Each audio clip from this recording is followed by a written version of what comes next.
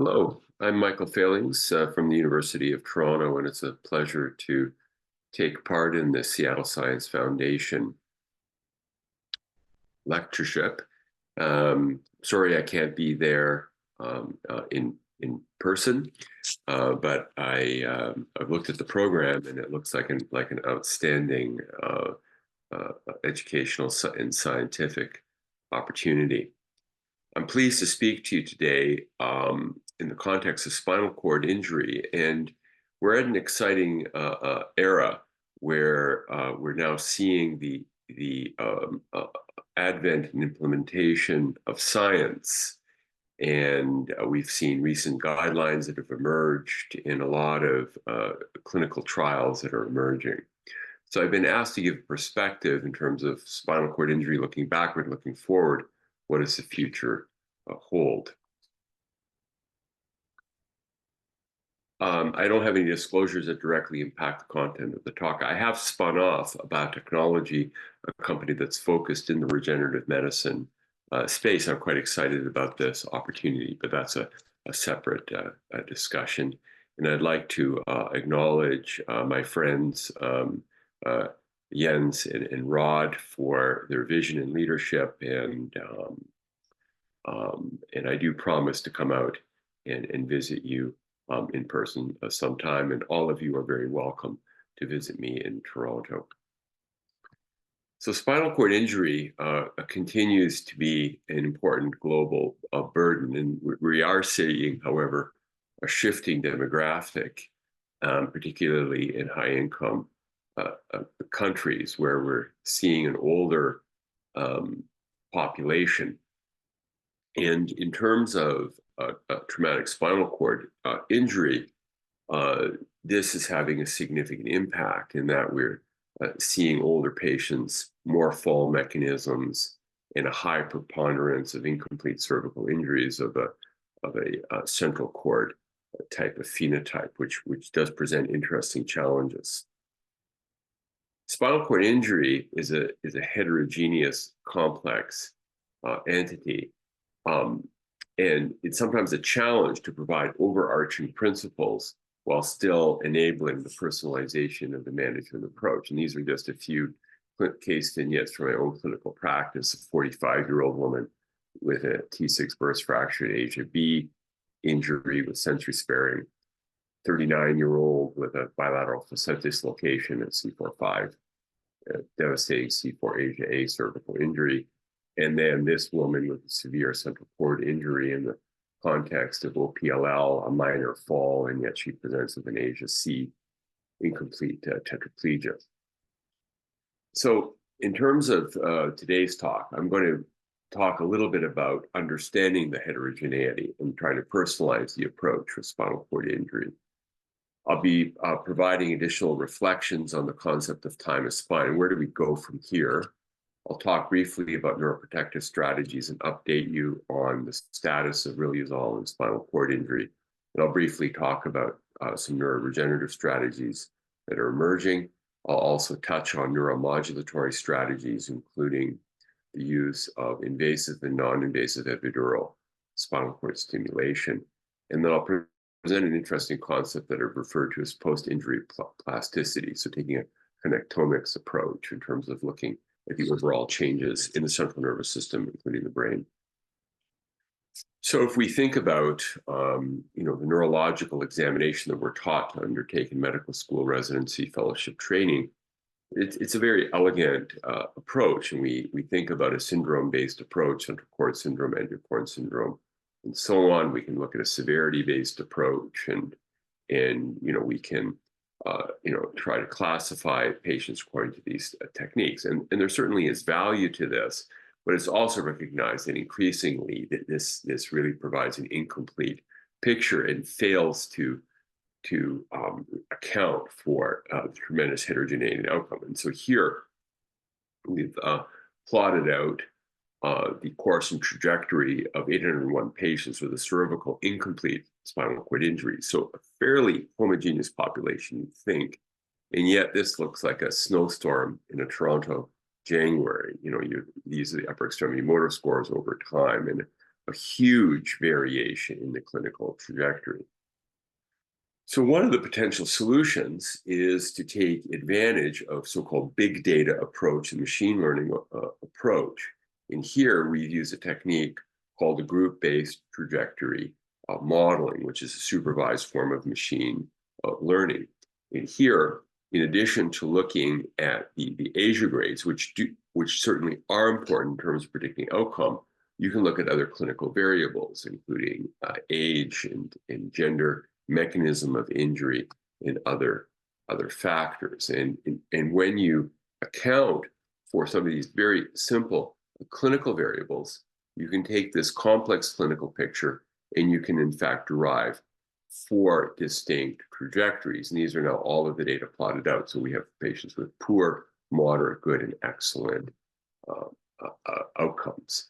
And so this is a technique where we can start trying to get a better handle on the clinical trajectory. And it makes more sense where we can take into account the various clinical factors. And this is an area where machine learning can be helpful.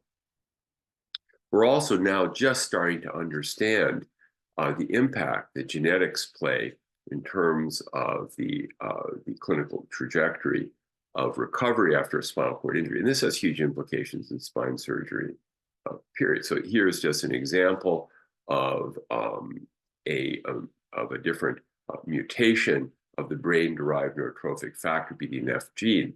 And this alters the impact that exercise has in terms of modulating the recovery after an incomplete spinal cord injury. So just think that that the underlying genetics could actually play a factor here, and some of these different mutations may also be targetable. Here's some of our own work looking at the ApoE set of genes, and ApoE is an important molecule that's involved in cell signaling and the response to inflammation. Most patients have an ApoE3 allele, and about 10% of the population have ApoE4. And individuals that express the ApoE4 allelic variation have about 1,000-fold higher risk of developing Alzheimer's disease, have a very high risk of developing long-standing, if not permanent, sequelae after concussive brain injury, and also have a poorer outcome in the context of recovery for surgery for cervical myelopathy. And this is some of our own work from JCI, looking at genetics, animal models, and clinical data. So let's get back to the topic of surgery, and there certainly is a strong rationale for early surgery, and I don't feel that this is really a very controversial point any longer. And the idea here is when we consider the mechanical injury that occurs after trauma, then there's a host of secondary injury events, including disruption of the blood-spinal cord barrier, inflammation, ischemia, release of excitotoxic factors. And so the concept here of surgical intervention is to try to attenuate these secondary injury factors. And here we see an example where we've tried to surgically apply this by realigning a dislocated spine, applying internal fixation, and then a decompression. So early neuroprotection mitigates secondary injury mechanisms, enhances outcomes. This principle is currently guiding surgical and pharmacological approaches for acute spinal cord injury, and this forms the backbone to a multi-pronged approach to spinal cord injury care. And this has informed the new clinical practice guidelines that were just recently published in the Global Spine Journal. And we looked here at 3 specific topics around the timing of surgical decompression, optimum hemodynamic management and intraoperative neuromonitoring, and the management of intraoperative neurologic changes in spinal cord injury function. But here I'll just focus on the guidelines related to surgical timing. Now, these guidelines have been heavily influenced by recent high-quality data, including this paper from our group published in the Lancet Neurology. And this is here a prospective a data set of over 1,500 patients with a full spectrum of traumatic spinal cord injuries. And we showed a clear um, uh, factor related to the timing of a surgery. So, for example, here we've plotted out the changes in upper extremity motor function as a factor of time, and we see that there's a dose-response relationship between the neurologic recovery and the timing of surgery, the red dotted line representing 24 hours. And if we then plot the improvements in neurological function that occur, we see that these cluster within this 24-hour time period. Now, we see that patients still show improvement if you need to undertake a delayed intervention, but you do see a weaning of this beneficial effect. And so we were able to now undertake quantitative meta-analyses of a number of studies that have emerged. And here we plotted out the changes in motor scores. Here we plotted out the changes in the ASIA grades, and specifically looking at a 2 or more change in the ASIA grade. So we see here the mean and 95% confidence intervals favor early surgery with a mean improvement of 4.5 motor points. And we see that there's a significantly higher odds ratio of patients showing a 2 or more grade change in the ASIA impairment scale with early surgical intervention, defined as within 24 hours after surgery. So based on this, there's now a strong recommendation that's emerged.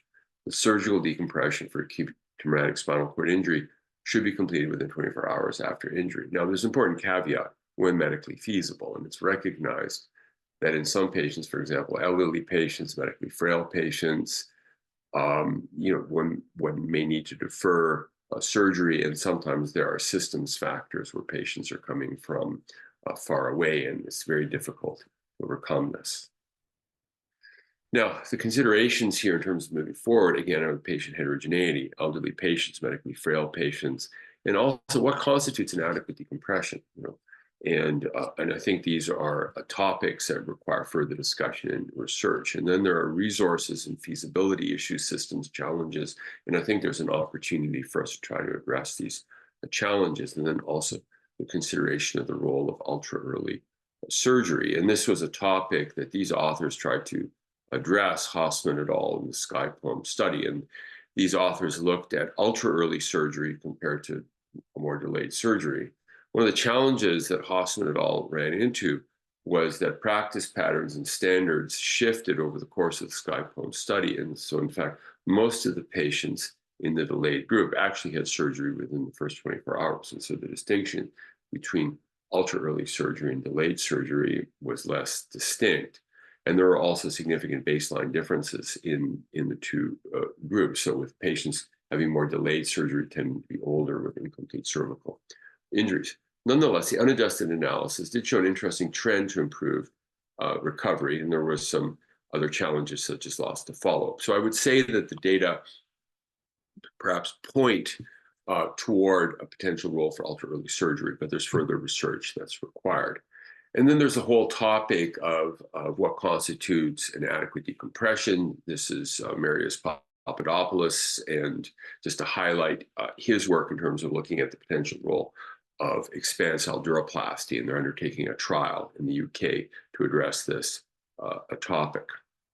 So what about the area of neuroprotection? And I'll just summarize the recently published riluzole and spinal cord injury study, the RISCUS study, which was supported by the AO and the US Department of Defense. Now, riluzole is a sodium channel blocker that reduces the release of excitotoxic glutamate after traumatic spinal cord injury. It's the standard of care for ALS patients to try to attenuate the course of degeneration. And so in this sense, this is a repurposing of an approved drug.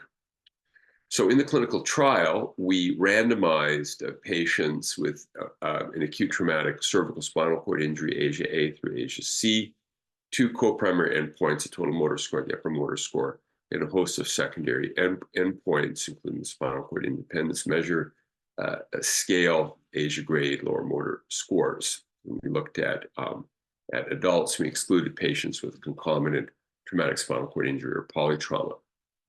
And this is the consort diagram. We had 83% follow-up, the primary endpoint at 6 months, and 82% follow-up at 1 year. So excellent follow-up in this patient population. Now, one of the challenges that we did run into is the COVID pandemic, and so the trial was halted somewhat earlier than we wanted to, and we were underpowered in some of the primary analyses. But nonetheless, I'll present to you the primary analysis and then some of the secondary endpoints. So we were able to enroll 193 patients. The primary efficacy analysis did not reach the pre-specified criteria for superiority. There were interesting trends, but they did not reach significance. So here are the total motor scores, upper motor scores, lower motor scores, and these are the 95% confidence intervals. So we see a clear shift to the right where the confidence intervals cross the 0 point. Now, interestingly, however, there was positive signal in multiple pre-planned secondary analyses, including the Asia A patients who had a higher mean gain in the neurologic level of injury. Asia B had a whole host of improved outcomes, including in the spinal cord independence measure, with the most striking effects seen in the Asia C patients, where there was a statistically significant improvement in the motor scores. Concomitant with this, we had a pharmacokinetic pharmacodynamic study, as well as studies of the biomarker phosphorylated heavy chain neurofilament protein, and in fact showed quantitatively that riluzole was associated with an attenuation in axonal degeneration. So there was objective evidence of a mechanistic response in patients. So this was published last year in the Journal of Neurotrauma. What's now emerging are secondary analyses using alternative statistical approaches, which are now evolving. And there's a technique that's emerging where we're able to use a global statistical test that merges in a non-parametric fashion various different endpoints to provide a global summary of a treatment effect. And this has actually been validated in a number of high-profile articles in Parkinson's disease and in stroke. For example, the famous New England Journal of Medicine articles validating the role of clotbusters in stroke, in fact, used this kind of a statistical approach.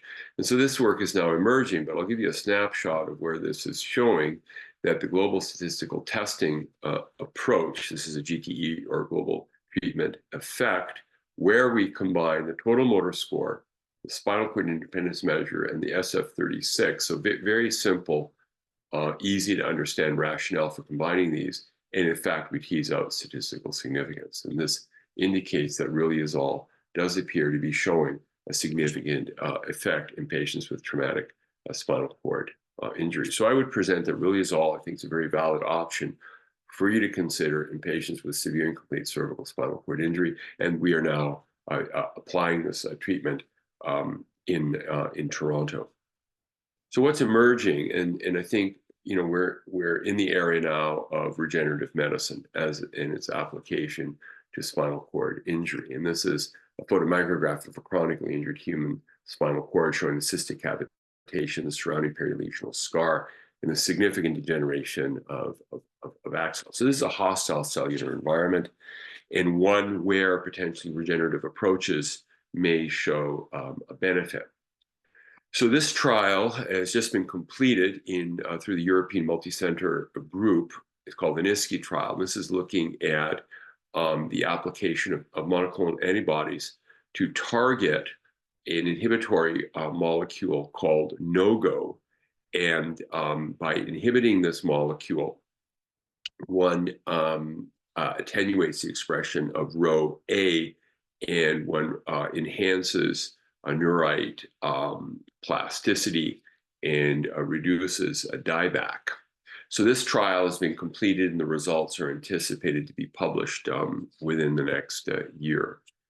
And there are 2 clinical trials currently underway looking at an alternative strategy to target another inhibitory molecule called repulsive guidance molecule A, or RGMA. One of these trials, supported by AbbVie Pharmaceuticals, just completed enrollment, and the other by Mitsubishi is currently underway. And there's a lot of interest in cellular therapies. And I've listed some of these options on the left. There's an increased emphasis on the use of neural stem cells, but there are challenges in terms of the integration with the host environment, regional identity, and these tend to show a glial fate bias as opposed to turning into neurons. And these challenges are now currently being addressed through quite advanced basic science studies. This article, published by our group in collaboration with Armin Kurtz's group in Europe, published in the Lancet Neurology, summarized a lot of our clinical experience with our early phase clinical trials, including the stem cell incorporated trials. And the number of positive points have emerged. The neural stem cells are safe, feasible, well accepted, and they were associated with modest improvements in neurologic function, but there are many areas of improvement. And it's anticipated in the next 3 to 5 years, there will be a new wave of clinical trials emerging with neural stem cells. And one of the opportunities is to use genetic engineering to modify the fate of these neural stem cells so that they survive better, integrate better. And one approach is to use genetic engineering to express growth factors such as glial-derived neurotrophic factor. And this is some of our own work from Science Translational Medicine. And there's a lot of interest now that's emerging in terms of the stimulation of endogenous pools of neural stem cells. And these are expressed in the center of the spinal cord, as we first reported about 15 years ago in this article from Cell Stem Cell.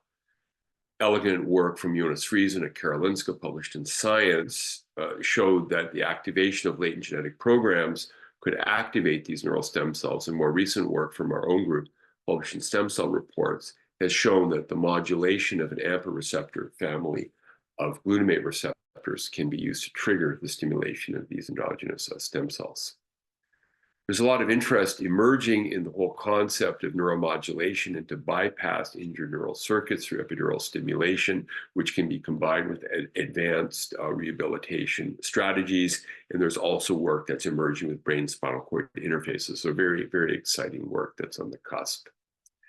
And there's also the whole idea that's emerging that the spinal cord injury can affect changes in cortical plasticity and the signaling within the central nervous system. Some of our own work using fMRI studies to discuss this concept of cortical plasticity, and then more recent work. And this is some recent elegant work just showing shifts in cortical plasticity occurring after traumatic spinal cord injury. So the idea emerging that one needs to take a connectomics approach in the context of spinal cord injury. So what does the future hold? Where are we going? Well, we need to understand spinal cord injury heterogeneity, the clinical trajectories and the treatment responses, and understanding injury-related and biological and genetic substrates. Time of spine has really emerged as an important principle, but there are barriers that we need to address in terms of the implementation. We need to understand how to personalize the approaches. There are emerging therapeutic strategies coming across the whole translational spectrum of spinal cord injury, and we need to think about the application of these novel approaches to model patient trajectories and how this will influence clinical trial design and analysis. And then we need to really think about the complexity of spinal cord injury, the changes in the central nervous system, and to apply a connectomics approach to model patient recovery and to drive approaches to facilitate repair, regeneration, and neuromodulation. So we're really emerging into an exciting area. And on that note, I'd like to close just by way of interest for you, a couple of recent books from our team related to spinal cord injury and degenerative cervical myelopathy for your potential reading. And thank you again for the opportunity to present, and I'm happy to address questions. Michael, are you in Toronto? Are you live? I'm live. I'm in northern Ontario on my cell phone. Apologies for not being there in Seattle.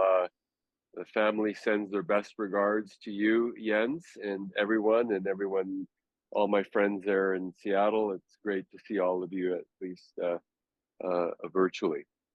Many friends there, and greetings in return.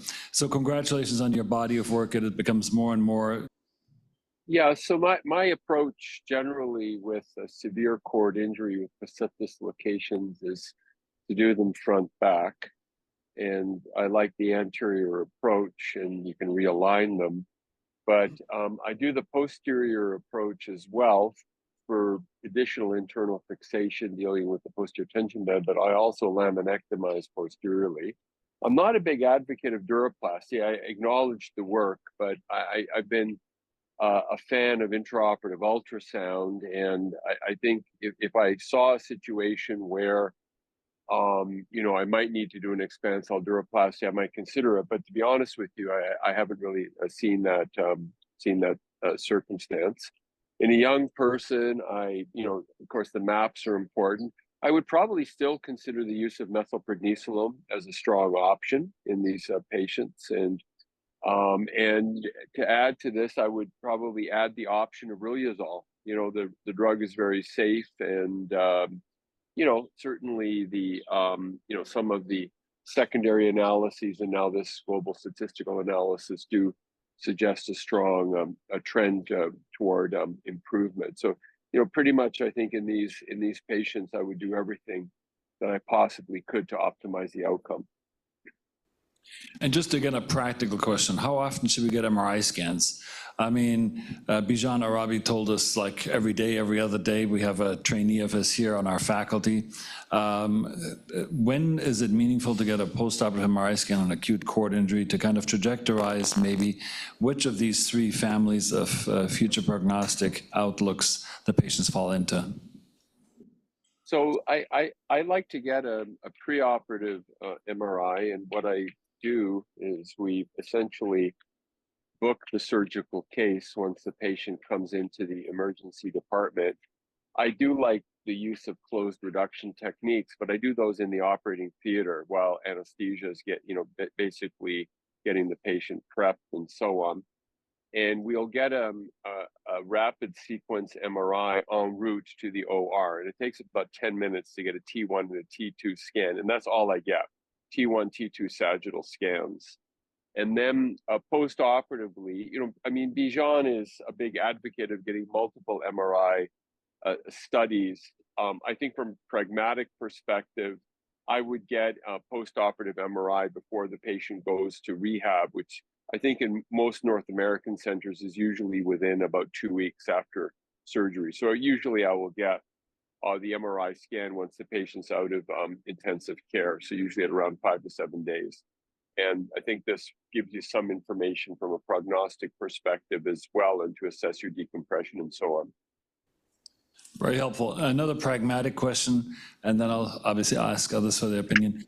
Just big time picture, why does the cervical cord have so much better a recovery chance than the thoracic, especially the mid-thoracic cord? What's the issue? Is it just all vasculature or less neural redundancy? What's going on? Yeah, so it is recognized and increased, and it's supported also by basic science data, but also, experienced clinicians know this, that, a cervical Asia A patient in modern times, it's a bad injury, but about 40% of those patients will convert. Thoracic Asia A patients can convert, but the conversion rates are much lower. It's perhaps around 10 to 15%. And it relates to a few things. So one is the vascular supply is better in the cervical cord than the thoracic cord, which is a watershed zone. And then the other factor relates to the different proportions of gray matter versus white matter. So, and in the cervical cord, you've got large amounts of gray matter. So, the cervical enlargements, for example. And so there is greater plasticity that can occur in gray matter than in white matter. White matter injury is very, very challenging. So I think for those reasons that you do see kind of higher rates of recovery, even with a very severe injury. And then the other important point, of course, is even if patients say don't convert their Asia grade, then I get asked this all the time, well, cervical Asia A, what difference does it make? Well, it makes a big difference if a patient, let's say, drops their neurological level. And there's good evidence now emerging that even when patients don't change their Asia grade, early surgery is associated with a 2 or more level gain in motor function. So like if you think about it, say a C5 tetraplegic versus say a C8 tetraplegic, huge difference from a quality of life perspective if you consider recovery of upper extremity and possibly hand function. Great stuff. Okay, shall we move on? And we are way behind. We thank you so much for. My pleasure. My pleasure. Great course. Great faculty. And Jens, congratulations to you and Rod and to the other faculty. Fantastic vision. And please be well. And Jens, we look forward to seeing you up in Toronto again to watch some football matches. Right okay. Yes. Take care then. All right. All the best. Thank you, Marco. Take care. Thank you. Bye-bye.